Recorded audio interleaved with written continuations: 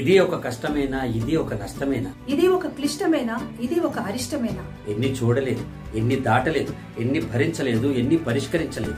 Virus అయి పీడించిన పరాయి పాలకులు స్వార్థంతో చేశారు మన యాచకులు. స్వరాజ్యం వచ్చాక అవతరించిన కొందరు నాయకులు ఆకారాన్నే మింగేసిన మాయకులు.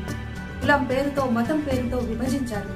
కాళ్ళ కింద భూమిని కూడా భుజించారు. ఇది ఒక కష్టమేనా, ఇది ఒక నష్టమేనా, ఇది ఒక క్లిష్టమేనా, ఇది ఒక అరిష్టమేనా. యుద్ధ భూమి కాదిది, అణుబాంబులు పేలవు, సునామీలు కావివి, శవాలు తేలవు. భూమి కంపించలేదు, స్కైలాబ్ కింద పడలేదు. అనుకోకుండా తగిలిన గాయం ఇది, వైరస్ సైతాన్ చేసిన మాయ ఇది. మన ఇంట్లో మనం ఉన్నాం, మన వారితోనే మనం ఉన్నాం. గడప దాటకుండానే ప్రపంచాన్ని మన ముంగిట్లోకి తెస్తోంది వైఫై. అనుక్షణం వినోదాన్ని అందిస్తోంది టీవీ, మన లైఫ్ అయి. అతిథిని ఆదరించే భారతావని ఈ మహమ్మారిని ఆపి అడిగింది, నీకిక్కడేం పనని. లాక్డౌన్ అంటూ అది బాణం వదిలింది, లాక్డౌన్ అంటూ దేశం కదిలింది.